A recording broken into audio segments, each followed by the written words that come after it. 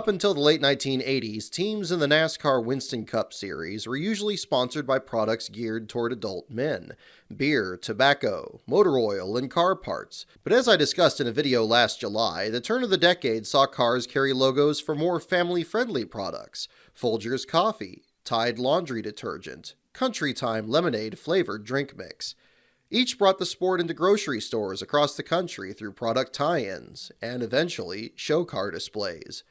The next phase of this change was chronicled in another of my videos.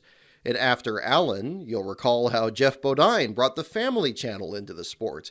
In 1993, following the death of Alan Kulwicki and the subsequent loss of Hooters Restaurants as sponsor, it was this television channel which helped keep the team in operation. But what was the Family Channel?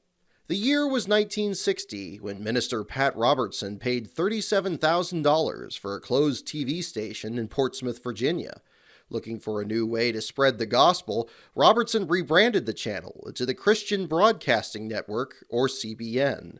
CBN's featured program was the 700 Club, so named for its 700 viewers who donated $10 a month, making Robertson perhaps the first televangelist. Two critical steps brought CBN into the mainstream. The first came in 1977, when CBN joined both HBO and TBS as the first three channels on cable television.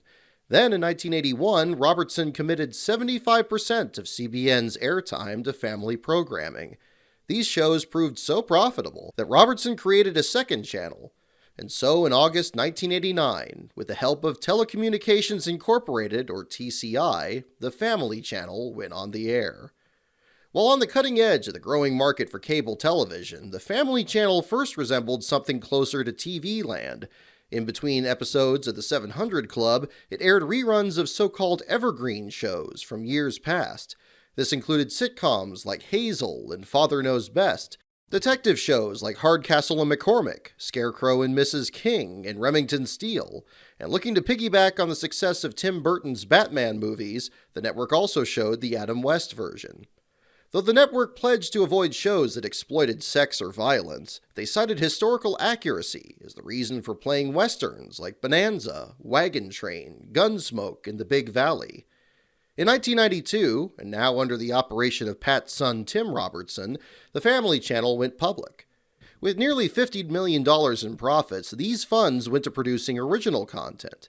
They made a new series about Zorro, co-produced Maniac Mansion with Lucasfilm, and gave to the world TNT, a show where Mr. T plays, quote, a private eye with a soft spot for the young and helpless. Together, they are TNT. None of these were a big hit, so the network looked to attract some big-name stars. More and more actors in Hollywood are sick of the scripts they keep getting, said Tim Robertson. They say they want to do things their kids can watch. More and more people are saying they're eager to play nice guys, and they're eager to do the right thing. By May of 1993, when the Family Channel first sponsored the former Alan Kulwicki team at Sears Point, the network now planned to create its own sister channel that aired game shows. They also wanted to sell home videos and begin airing shows from Great Britain. Of lesser concern were shows exclusively for children, particularly cartoons. There were a few on the Family Channel, including Prince Valiant, Teddy Ruxpin, and a puppet show called Gerbert. Each was geared toward teaching life lessons, distinguishing themselves from the far more popular Nicktoons that upstart channel Nickelodeon had introduced 2 years earlier. By 1994, Nickelodeon hadn't yet involved itself in NASCAR, but the Family Channel was extremely visible in the sport. That year, the network moved to Roush Racing to sponsor Ted Musgrave, debuting a patriotic paint scheme with metallic blue paint on the number 16 Ford.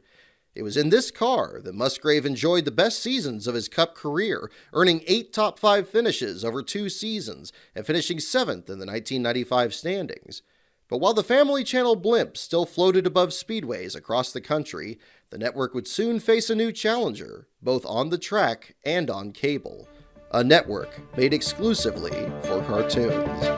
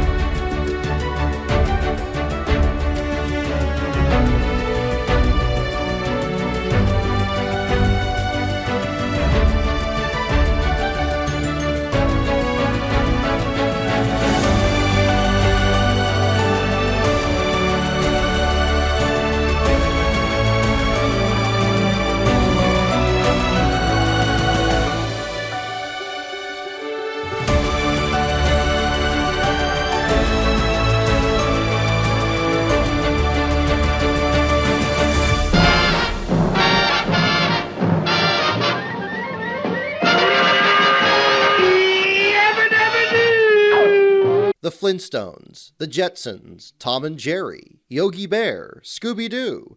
These are among the more than 1,000 characters the artists and writers at Hanna-Barbera Studios have brought to life since 1957. They are the most enviable of art forms, both of their time and truly timeless, immediately recognizable across all barriers. Through the 1980s, Hanna-Barbera's cartoons had aired on every network and in syndication, playing both in primetime and on Saturday mornings. But the new horizon of cable television offered a new and exciting opportunity. In 1977, the same year CBN made it to basic cable, billionaire Ted Turner debuted his superstation known as TBS, or the Turner Broadcasting System. He later founded CNN and CNN Headline News. Much like the Robertson family, Turner bought up rights to existing content, which he would then air on still another new channel. He'd already bought up the film library from MGM Studios, and with it created TNT, not the Mr. T show, the channel. Now, in December 1991, he bought the entire archive of Hanna-Barbera's cartoons.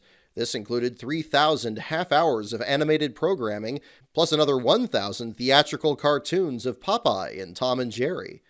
By 1992, there were between 50 and 60 channels on basic cable. The number varied by region, and new channels were only added by popular demand. Some already aired cartoons, including Turner's own TBS and TNT, but they weren't aired 24 hours a day, and they hadn't been redubbed into foreign languages for international audiences. This was the first goal for Turner's latest creation, Cartoon Network.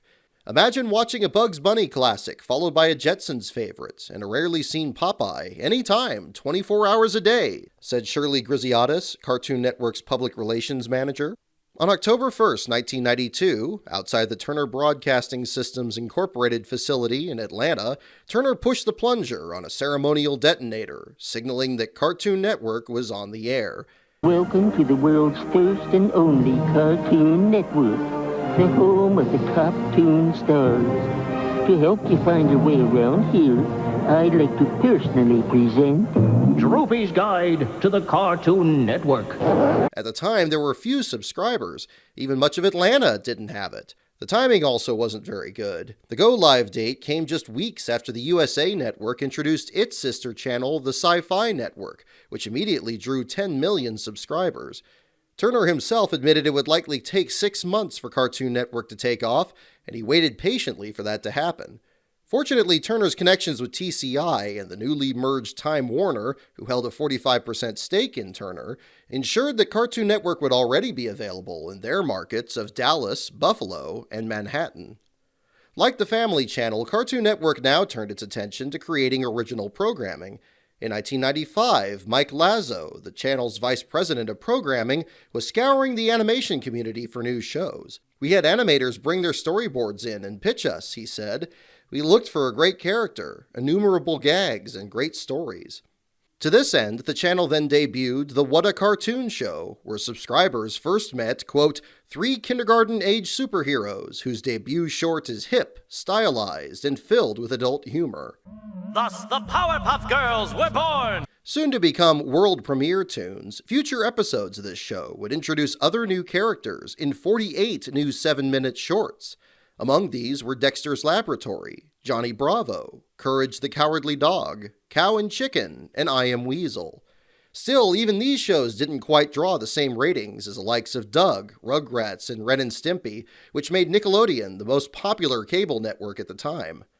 Serving as Cartoon Network's first president was Betty Cohen, who previously developed both TNT and the Lifetime Network. Cohen was instrumental in growing each channel through her focus not simply on programming, but how to package or market each show. To this end, she kept 3 screens playing in her office, one watching the Cartoon Network, the other 2 for their rivals at Nickelodeon and the Disney Channel. To gain an edge, Cartoon Network needed a new advertising platform, perhaps in the world of sports. As it so happened, Cartoon Network's vice president and general manager at the time was one Kim McQuilkin, who earlier in his life was the quarterback for the Atlanta Falcons and then the Washington Redskins. McQuilkin had also dabbled in motorsports, enjoying both IndyCar and IMSA, but had no interest in NASCAR. So little that when employee David Hines called him with an idea about sponsoring a Winston Cup team, he hung up. But when McQuilkin saw his first NASCAR race, he gave Hines another shot. They would sponsor a team, but which one? Wrench. Socket. Plugs. Motor. Tires. Chassis. Speedway. That's me. Gary Bechtol's family name goes even further back in the history of American business. Since 1898, the W.A. Bechtel Company has been at the forefront of some of the country's biggest engineering and construction projects: pipelines, bridges, and roadways.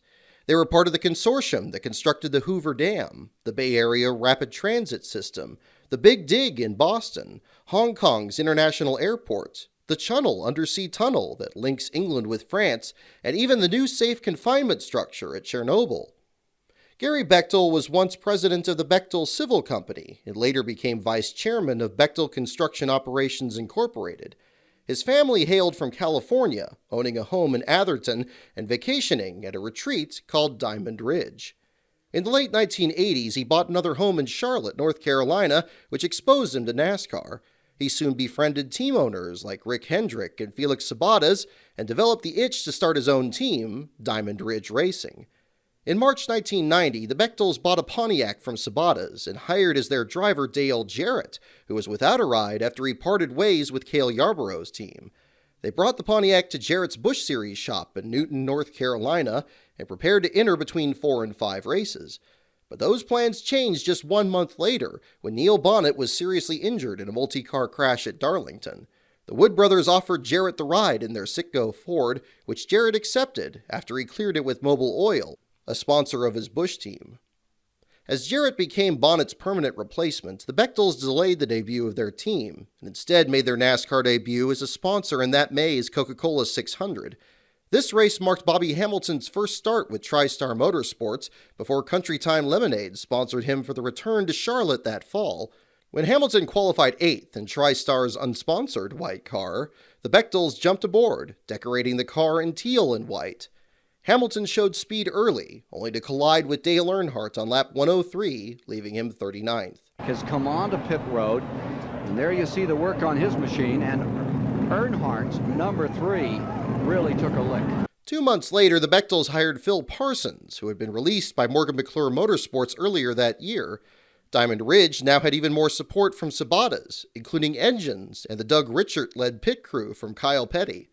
The team would ultimately move into Sabates' old shop in downtown Charlotte, a building recently featured on Stapleton 42's channel. Parsons qualified Diamond Ridge's number 29 into its first race at Michigan on June 24th, where he finished in 22nd. He then qualified 8th in his next race at Talladega before a crash left him 41st, and then he finished 19th in the Southern 500. If we can show the Bechtels that racing is a lot of fun and that we can be competitive, we could be very strong next year, said Parsons. I would love to work with them. I think, given time, this team can be a winner. But they told me if something comes along, they'd understand. They just can't give me a commitment for 1991 yet. The Bechtels didn't enter a car in 91, and instead returned to their Californian roots for a bid at the Winston West Series title in 92. There, they signed veteran driver John Krebs to run the number 29, with Raymock Engineering co-founder Bob Rahilly as crew chief. Together, Krebs finished a career-best 4th in the 92 standings, then in 94 finished even better in 3rd. This occurred the same year Krebs was involved in this spectacular crash with Derek Cope during the companion race at Sears Point. Fortunately, Krebs was uninjured.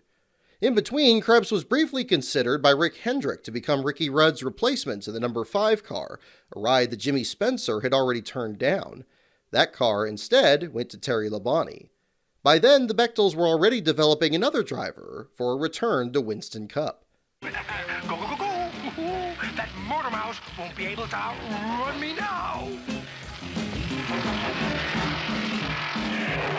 Well before he became Cartoon Network's first NASCAR driver, some had nicknamed Steve Grissom Bam Bam.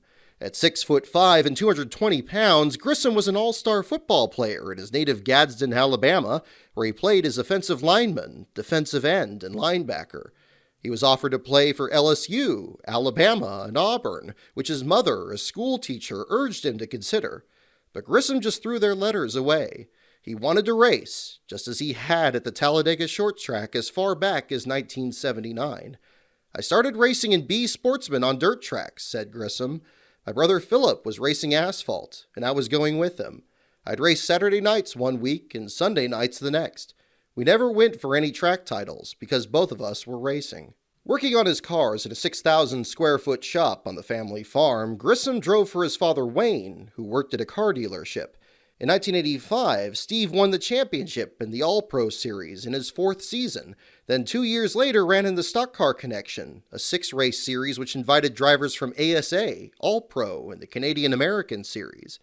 By then, Grissom was competing in the Busch Grand National Series, where in 1990 he won his first 4 races and finished 3rd in points. By the time the Bechtels came calling in 1993, he doubled that win total and was well on his way to the series championship. He was going to make his first Cup start in 3 years at the Fall Charlotte race, but not wanting to distract from his title run, he pushed this to Phoenix, an off weekend for the Busch Series. He finished 29th that day, and days later clinched the Busch Championship. "That's what I wanted to do," said Grissom, and kept working and working, if not as a driver, at least working on something in racing. "I finally got this opportunity. Winston Cup is where the goal and dreams end. Growing up near Talladega and going to the races, I know this is as high as you can go." With Tom Peck taking his place in the family's Busch car for '94, Grissom signed a 3-year contract with Diamond Ridge Racing. He'd also compete for Rookie of the Year, a tall order as the class included 8 other contenders, including Joe Nemechek, Jeremy Mayfield, Mike Wallace, and both Jeff and Ward Burton. Serving as crew chief was Mark Reno, who later worked with Phoenix Racing. Eddie Jones, a longtime crew member for Darrell Waltrip, served as team manager. The team's number 29 Chevrolet still carried the Diamond Ridge colors with no additional sponsorship, but had the same deal as Joe Gibbs Racing when it came to running Hendrick engines. The car still struggled for speed in qualifying at Daytona, leaving Grissom a distant 28th on the grid for Race 2 of the Gatorade Twin 125s.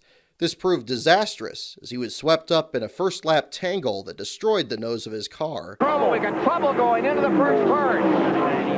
Several cars tangled. Number 90, Bobby Hillen's car, badly battered. It's a heartbreaking moment for Steve Grissom. First 125-mile qualifier, he's badly battered. "I never saw what happened," he said after.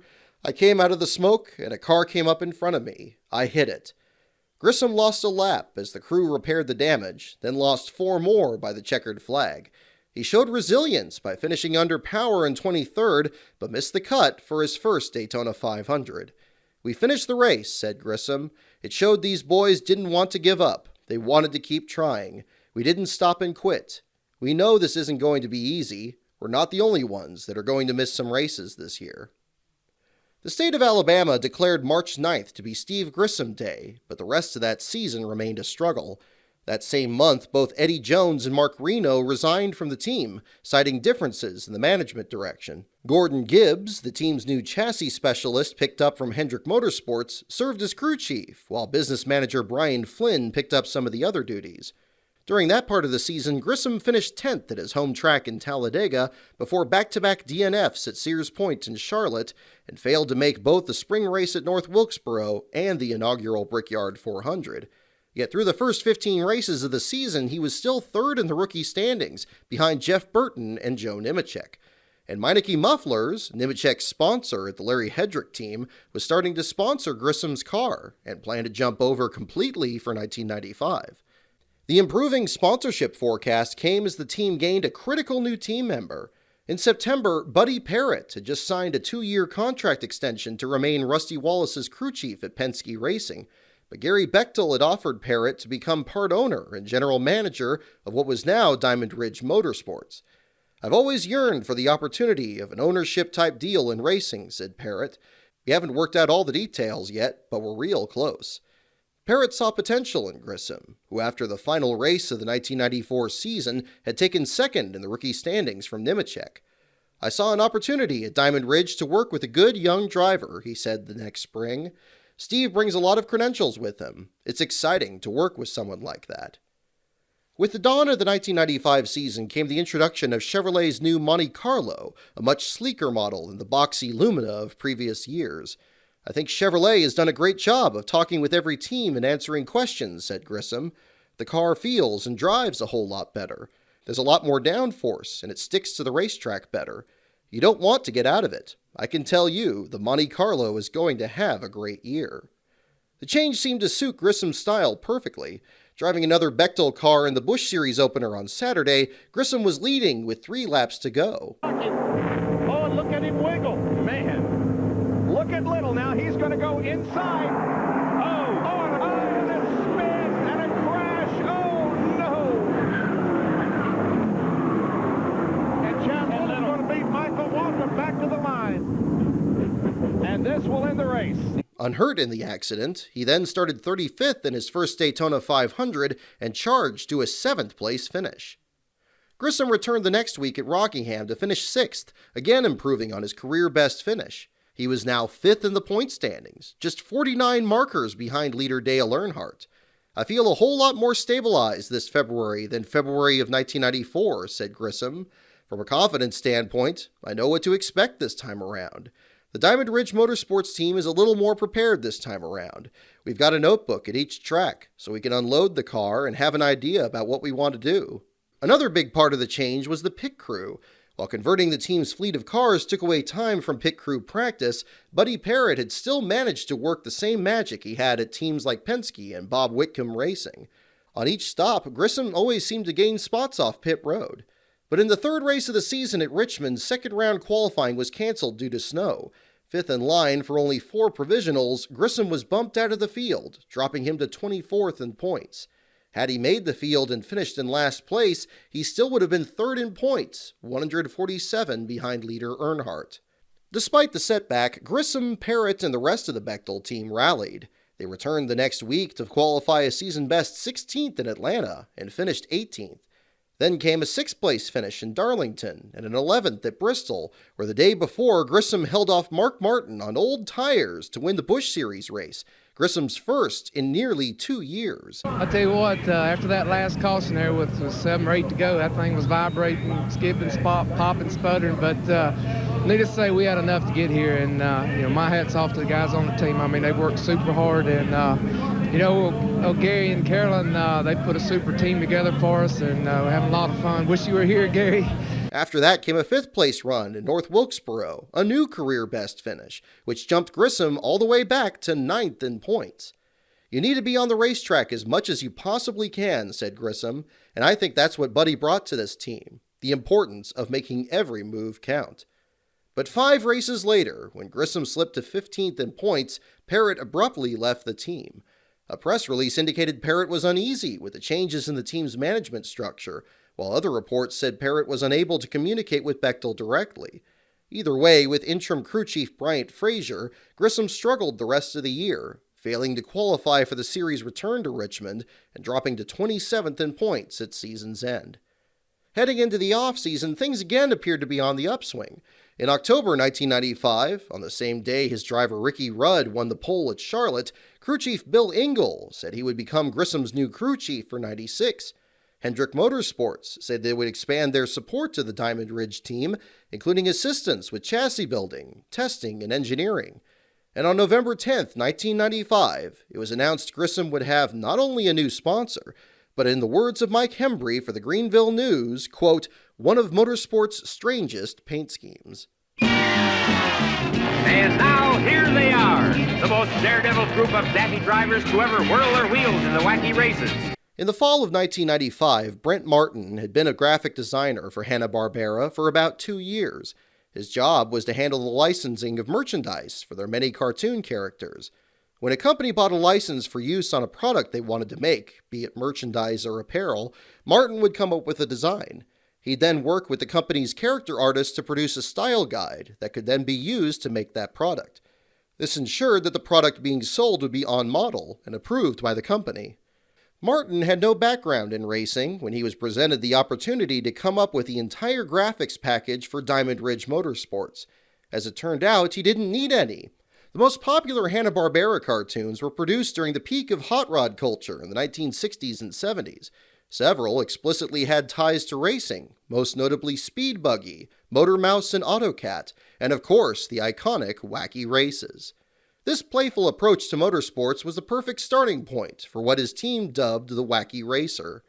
And so, under the supervision of his boss Russell Hicks, and working alongside fellow designer Paris Kane, the group went to work. And this project, when it came along, it was like a once-in-a-lifetime project. It was just so great, just so cool. When it first came to us, it was like a super fast project. We had to get it out the door really quickly, and that was my job, was to put a whole branding image together for this car.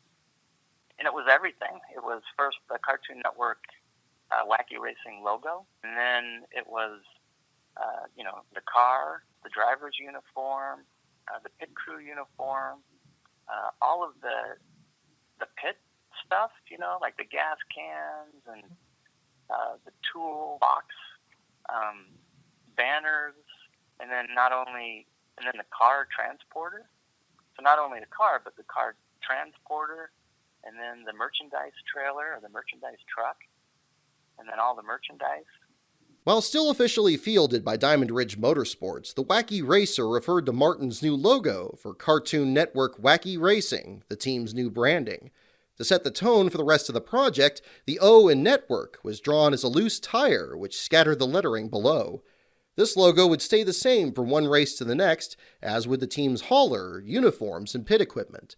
But in a major departure from other paint schemes of that era, it was decided to not give this logo the biggest space on the race car itself.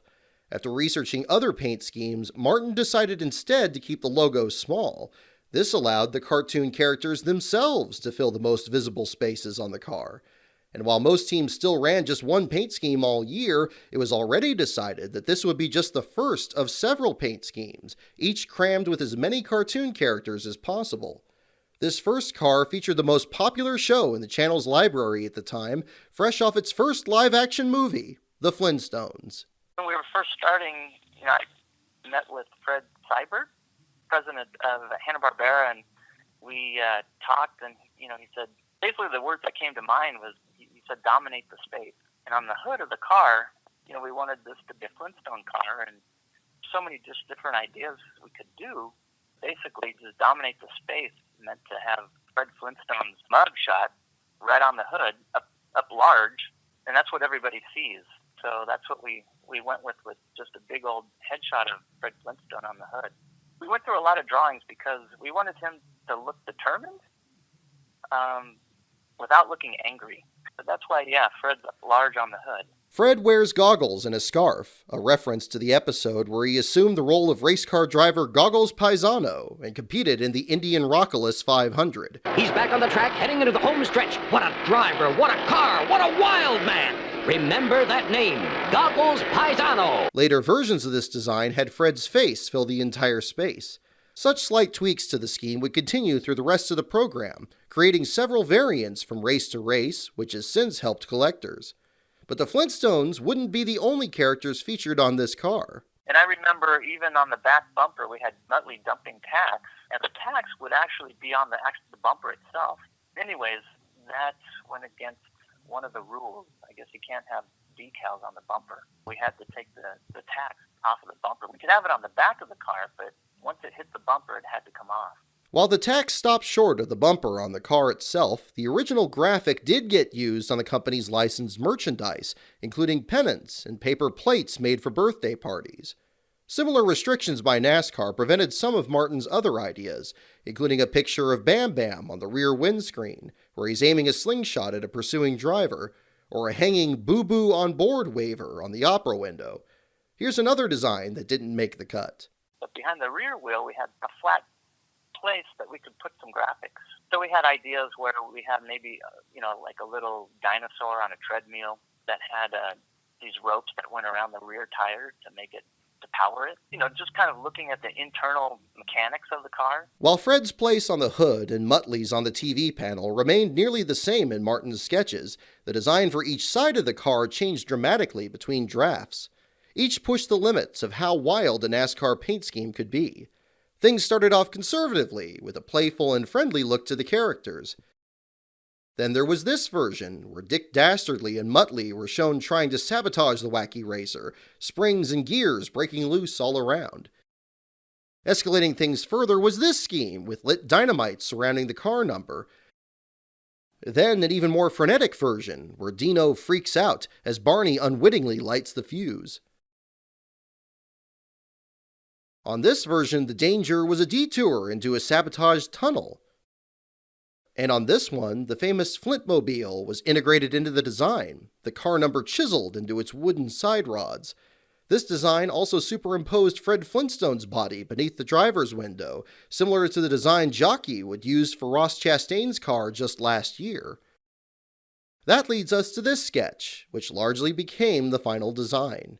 Here you see Dino on the driver's side, holding the door numbers in place, and Barney on the passenger side, chiseling out the other numbers. Just like the other schemes, the font for this car number is completely different from the one Diamond Ridge had used up to this point. Bechtel allowed the change, which opened the door for even more ideas. Being Fred Flintstone, one of the original ideas was to have the number 29 put together with bones.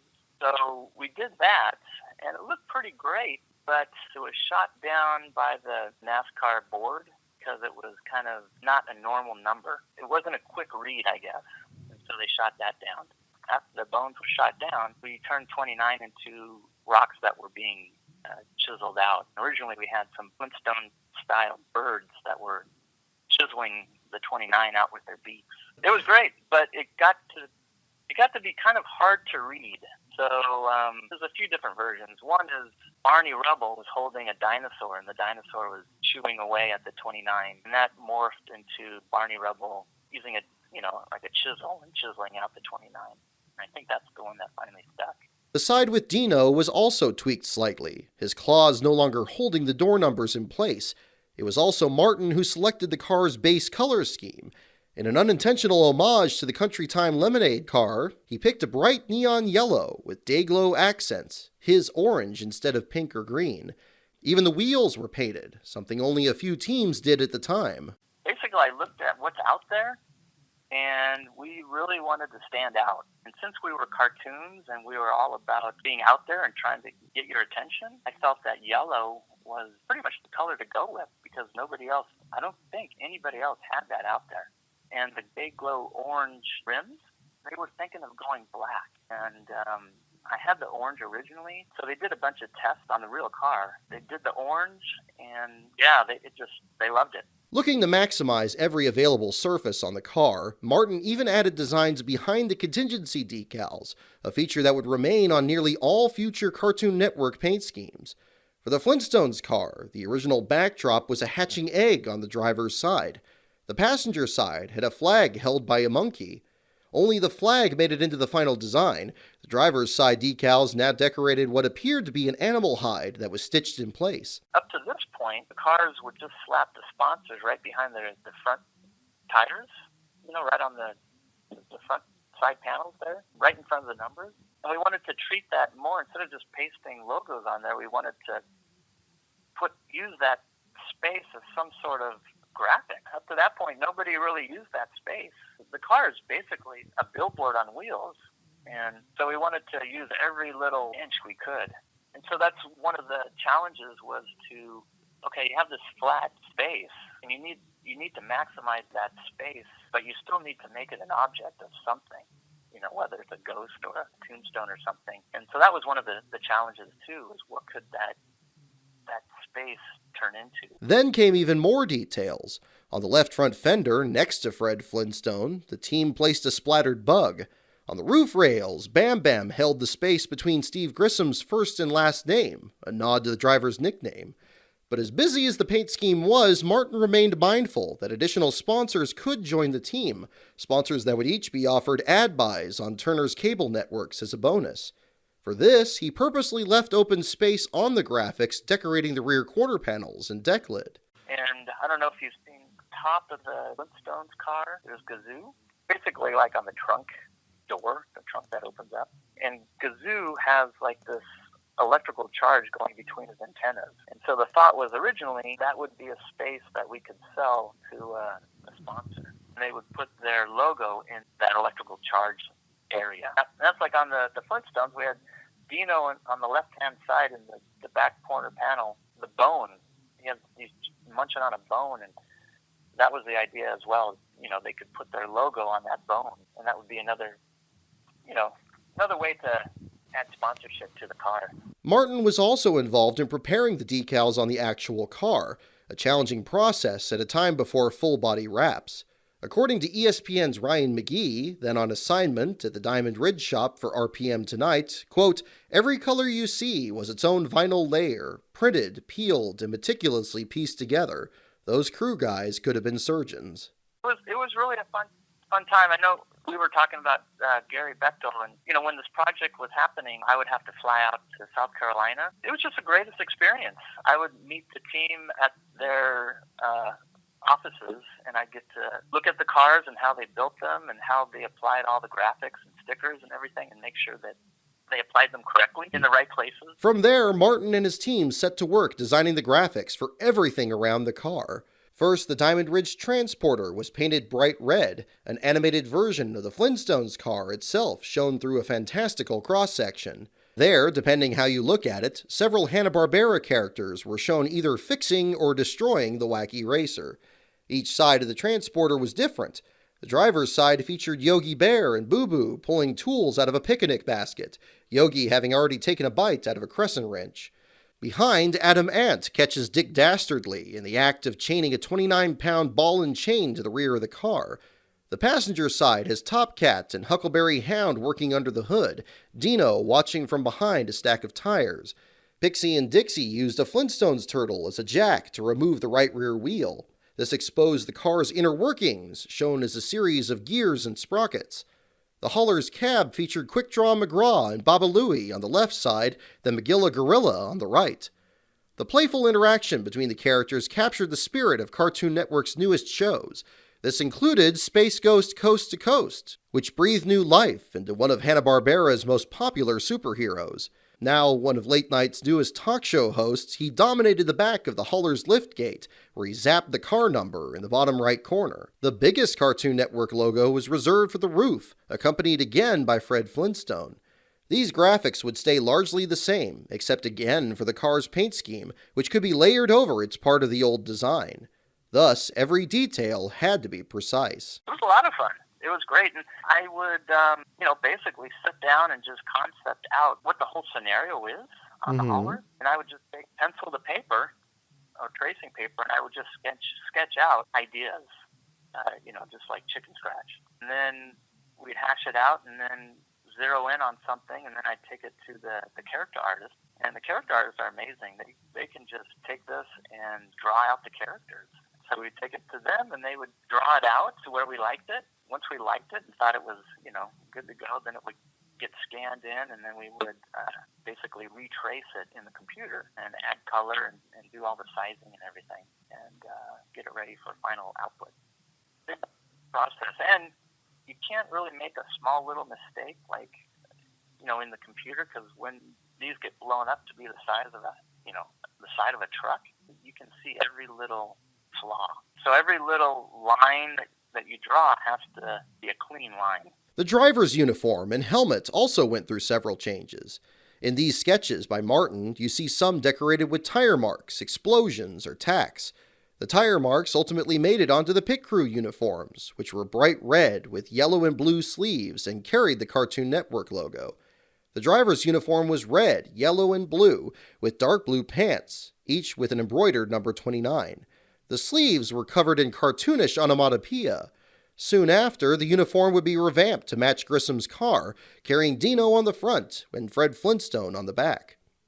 There were even more ideas for the driver's helmet, including one with Fred Flintstone, others with dinosaurs or bugs, and still another with a cartoon version of Steve Grissom's face, a glint in his teeth. There was also a plan to tease Disney with an international no sign over a shape resembling the Mickey Mouse logo. The final design was red, with a rock texture to it, including 2 cross-sections over the temples. Inside, a pair of birds stood atop a maze of gears and peered out of holes chiseled out just above the visor. From the front, the 2 eyes together resembled a face, the visor as its mouth.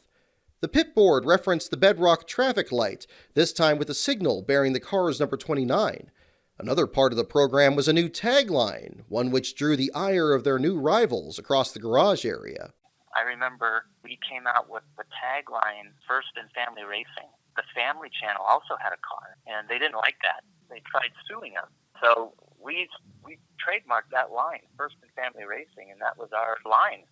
That was our tagline, basically, and we put it on everything.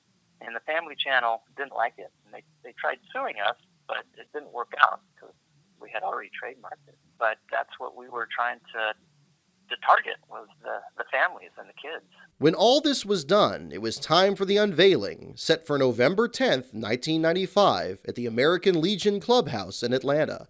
To set the tone early, these colorful invitations went in the mail. And we also put together this invitation that says, it's just like a normal car. It says, check under our hood, Diamond Ridge Motorsports. And you open it up, and it has a chip in it that gives off an engine sound. And then the hood, the way you open it up, it looks like you're opening up the hood on the car. And it says, watch us rock NASCAR. And there's a dinosaur in the engine that's running and powering the car. At the unveiling, Grissom was surrounded by members of the team, Cartoon Network executives, plus mascots of Fred Flintstone, Yogi Bear, Dino, Scooby-Doo, and Top Cat. Grissom, his wife Susan, and 6-year-old son Kyle also took pictures in a model of the Flintmobile, the team's giant of a driver brandishing a club. I wasn't in on any of the negotiations, Grissom said of his new ride, but I pretty much knew it was for real. I worried a little bit what the design might look like. But other than the Cartoon Network logo on the front and back, there isn't much to it. They went with the philosophy of a picture's worth 1,000 words. The paint scheme remained one of the most anticipated for the start to the 1996 NASCAR Winston Cup Series season. We view this deal, put together by Hanna-Barbera Enterprises, as an opportunity to establish a solid kids' presence in NASCAR through our Cartoon Network consumer brand, said Fred Seibert, president of Hanna-Barbera. We will fully exploit all the resources of Hanna-Barbera and our Turner partners in cross-promotions programming, licensing, and merchandising. In NASCAR, we found a great kids business. I was astounded by their information, statistics, and demographics regarding kids. We found the perfect match with Diamond Ridge Motorsports. They share our business vision, our respect for kids, and they are willing to be wacky. Next time on Cartoon Network Wacky Racing, Steve Grissom, Diamond Ridge Motorsports, and Fred Flintstone set a course for NASCAR glory. This is going to be one of the most popular race cars of all time. Everybody just loves the graphics on this number 29. But will their journey end in victory lane or send them back to the drawing board? And some heavy damage to Chad Little. Yeah, they're probably able to fix the damage, but he has certainly got some damage, no doubt about that. All this, plus interviews with Jeff Green and superfan Scott Svatek, coming up tomorrow night in Part 2.